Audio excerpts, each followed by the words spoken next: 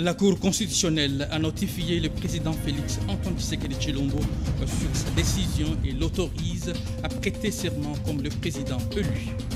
Le président Félix Antoine Tshisekedi Tshilombo a reçu jeudi dernier les lettres de créance des 4 nouveaux ambassadeurs extraordinaires et plénipotentiaires accrédités en RDC en résidence à Kinshasa.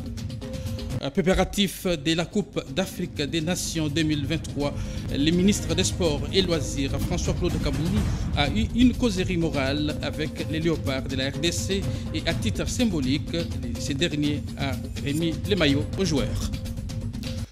Mesdames et messieurs, bienvenue à cette édition. Votre fidélité nous honore. Ouvrons cette édition par cette information au niveau de la présidence. Le président Félix Antoine Tshisekedi Tshilombo s'est rendu le jeudi dernier au Palais de la Nation, son bureau. Et là, il a reçu des mails des directeurs électoraux, des greffiers et des huissiers instrumentaux et du greffier audiencier de la Cour constitutionnelle de l'arrêt 006 du 9 janvier 2024 portant proclamation des résultats définitifs de l'élection présidentielle de décembre 2029. Plus de détails avec Mavata. 48 heures après la proclamation de résultats définitifs de l'élection présidentielle du 20 décembre 2023 par la Cour constitutionnelle, la griffe de la même Cour est venue notifier le président de la République, Félix Antoine Tshisekedi, de son arrêt, des gagnants parmi le 26 prétendants à la magistrature suprême. Dans son bureau du Palais de la Nation, le président de la République a reçu de main du directeur électoral du griffe, les huissiers instrumental et du greffier audiencier de la Cour constitutionnelle la copie de l'arrêt 0016 du 9 janvier 2024 portant proclamation de résultats définitifs de l'élection présidentielle de 20 décembre 2023. Cet acte administratif constitue la dernière formalité juridique autorisant la prestation du serment du président reélu devant la Cour constitutionnelle. Le protocole d'État a reçu l'écutus d'organiser la dite cérémonie au stade de martyrs de Kinshasa le 20 janvier prochain, courant en présence de plusieurs chefs d'État et de gouvernement et plus de 80 000 Congolais invités.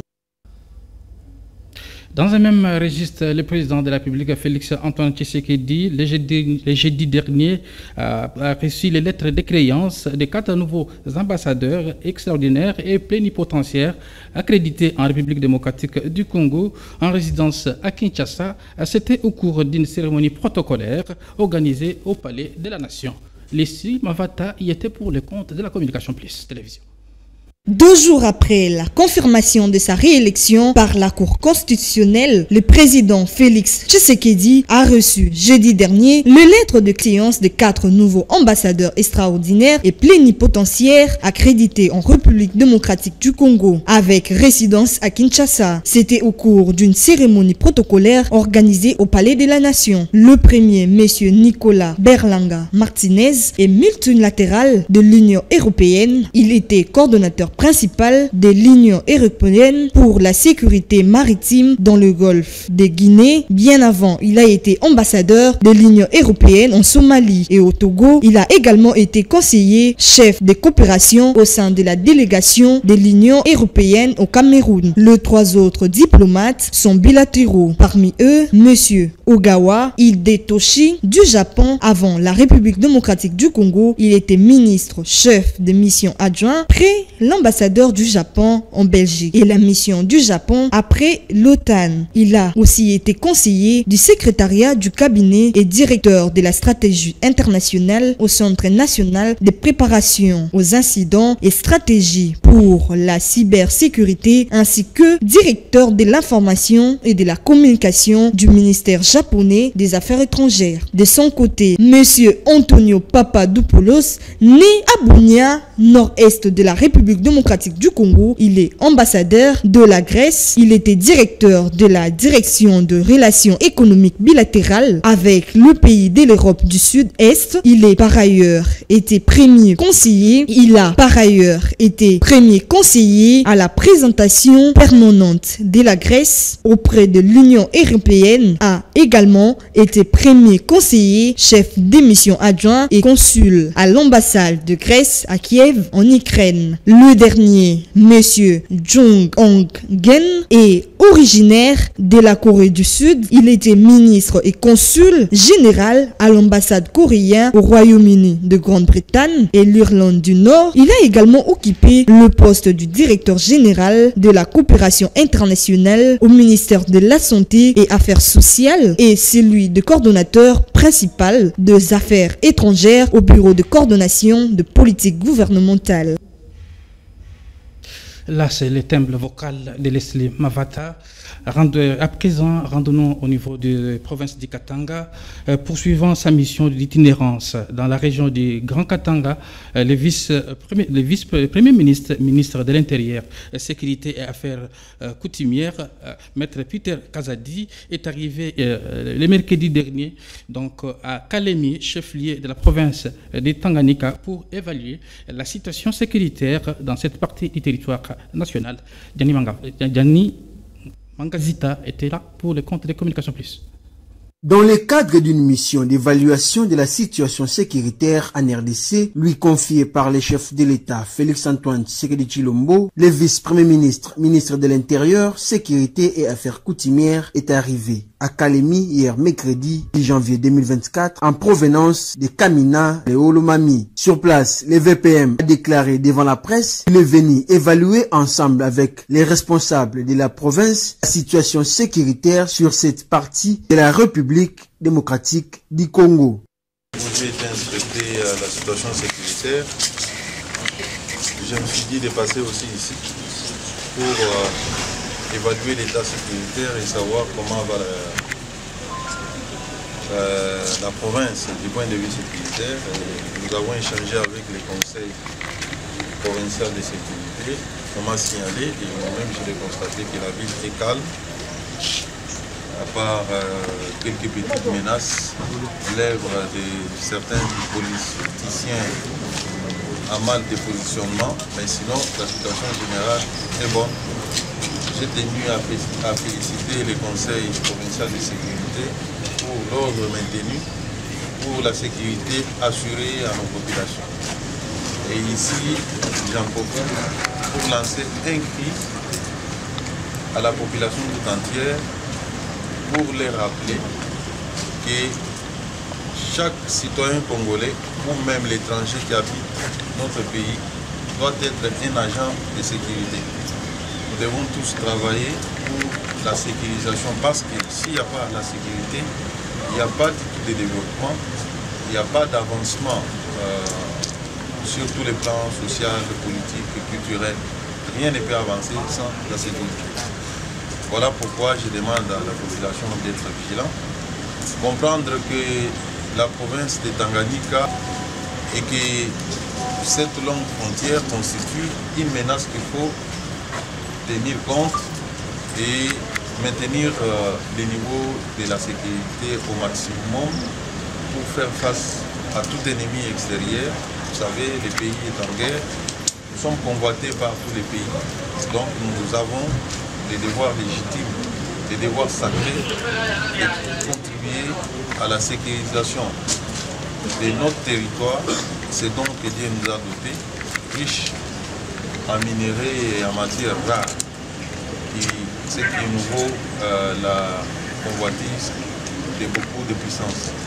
Donc chaque Congolais, chaque citoyen qui habite le Congo est un agent de sécurité qui doit aussi contribuer. Par la même occasion, le VPM Peter Kazadi a appelé la population du Tanganyika d'éviter les discours séparatistes et de se faire agents de sécurité pour la sécurisation du pays. Pour cela, il faut tourner le dos au discours séparatiste, au discours tribal, au discours de stigmatisation des uns et des autres, promouvoir un discours de l'unité, de cohésion, de la coexistence pacifique. Voilà les messages que je passe à la population profitant de vos différents niveaux. Peter Kazadi Kankonde a également expliqué qu'il faut tourner le dos au discours séparatiste et tribal, au discours de stigmatisation et pouvoir promouvoir en même temps un discours de l'unité, de cohésion et de la coexistence pacifique. Des retours de Kinshasa au niveau du Conseil d'État, les recours des candidats invalidés aux législatives nationales et provinciales ont accouché d'une souris trop naine. Le Conseil d'État s'est déclaré incompétent pour statuer sur les requêtes introduites par ces derniers. Dans un autre registre, le ministre de la Santé publique, Hygiène et Prévention, le docteur Samuel Roger Kamba, a effectué le jeudi dernier une visite de prospection des bâtiments en annexe du centre hospitalier universitaire Renaissance, ex-hôpital de référence de Kinshasa. Les patrons de la santé publique est allé palper du doigt l'évolution des travaux de ce chantier qui est presque à sa troisième phase. Leslie Mafata pour les reportages. Les ministres de la Santé publique, Hygiène et Prévention, le docteur Samuel Roger Kamba, a effectué ce jeudi 11 janvier une visite prospection de bâtiments annexes du centre hospitalier universitaire Renaissance, ex-hôpital de référence de Kinshasa, inauguré il y a quelques jours par le chef de l'État Félix Antoine Tshisekedi. Les patrons de la santé publique a voulu palper de ses doigts l'évolution de travaux de ces chantiers qui est à la troisième phase. Ces bâtiments comprennent 4 niveaux. Après la présentation du plan de construction par l'architecte, le ministre des tutelles a donné quelques instructions claires et nettes sur des modifications apportées sur cette infrastructure afin d'assurer une bonne prise en charge des maladies comme le veut le président de la République à travers son programme de couverture universelle. Non, mais le président de la République s'est engagé à ce que cet hôpital soit donné à la population de manière complète. La première phase, comme nous l'avions dit, fait déjà plus de 500 lits.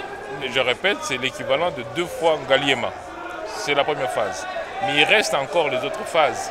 Et là, je viens m'enquérir avec le DG de BSECO sur l'évolution de cette phase qui est en cours, qui va aussi ramener à peu près 400 lits au total. Et donc, c'est vraiment nous assurer que le rythme pour lequel on s'est engagé est respecté.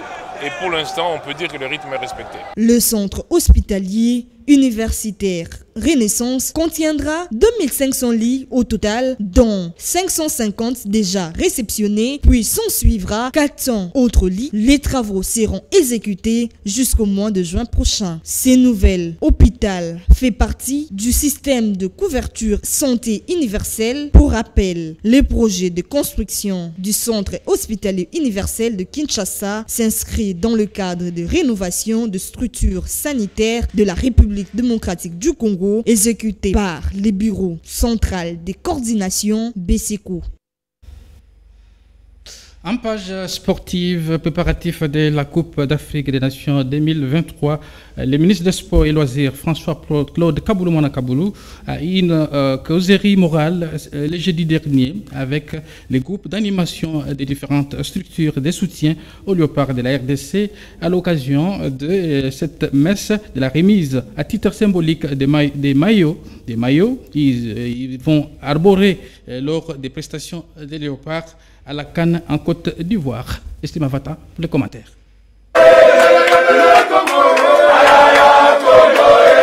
Fini les débats et la polémique créée autour de répartition des quotas des différentes structures de soutien et groupes d'animation des léopards pour la Coupe d'Afrique des Nations Côte d'Ivoire 2023. Aux premières heures de ce jeudi 11 janvier 2024, le ministre des Sports et Loisirs, François Kaboulou-Mwana Kaboulou, a personnellement tenu une causerie morale avec un échantillon des animateurs et dirigeants sportifs. Au menu des débats, la présentation officielle des équipements sportifs et objets des communications en vue d'assurer la visibilité et l'identification de la délégation congolaise pendant son séjour en terre ivoirienne. Président Fachi, Ndenge Azali attaché à l'équipe nationale. Okay. Au Sengaki autorisation. Le président, il faut tokende na Côte d'Ivoire. bajoueur baza na terrain mais na libanda bayoka mongongo ya RDC yango wana tosali mwa lingomba tokaboli ndamu banda présidence de la République tina dernier congolais délégation na biso eza ndenge wana amen mais kuna tokei comme supporter ya équipe nationale ya République démocratique du Congo. Une première de l'histoire, s'exclame Thomas Iyela, président national du groupe des animateurs de la République démocratique du Congo. Na kombo ya ba animateur ya République démocratique du Congo, lelo eza mokolo moko ya esengo. C'est la toute première fois tokutana na cérémonie à boye. À leur tour, les différentes structures qui accompagnent les léopards ont salué cette initiative de François Kabulo Mwana Kabulo de réunir les supporters avant leur départ pour San Pedro. Opportunité autozu lelo nanu tozo ya ngote depuis makambo banda. Que dans un voyage où ils allaient s'organiser et que déjà 4-5 jours déjà nous avons le visa. 4-5 jours les listes sont déjà connues. Mais on a un voyage au Tokenda, tin aéroport, aux yebate soko kokende te. Vraiment, merci beaucoup, Excellence Kabulo Mwana Kabulo. Et vous allez pas citer pour na yo parce que yo muto bandi ba mouvement o.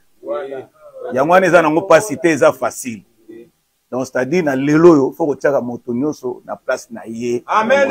Une Coupe d'Afrique des Nations qui s'annonce très alléchante pour la RDC. Les 100 millions et plus des Congolais auront les yeux rivés vers le pays des éléphants dès l'entrée en lice des hommes de Sébastien Desabre les 17 janvier prochain. Bonne chance aux Léopards qui vont débuter leur premier match le 16 janvier contre la Zambie. Prenons cette nouvelle en bref pour boucler la boucle de cette édition. Un nouveau vent souffle désormais au sein de l'ASV Club de Kinshasa. Le club congolais a officialisé jeudi dernier à Kinshasa un partenariat avec la société Millisport, filiale de l'entreprise turque de construction Milvest. La signature de ce partenariat a pour but de côté, de propulser l'équipe parmi les meilleures des infrastructures propres, dont un nouveau stade, un centre de formation de courte et un centre technique moderne au standard international. Madame, Messieurs, c'est la fin de cette édition. Place à présent au rappel des titres. La Cour constitutionnelle a notifié le président Félix Antoine Tshisekedi Tshilombo sur la décision et l'autorise à prêter serment comme le président élu. Le président Félix Tshisekedi Tshilombo a reçu jeudi dernier les lettres de créance des 4 nouveaux ambassadeurs extraordinaires et plénipotentiaires accrédités en RDC avec résidence à Kinshasa.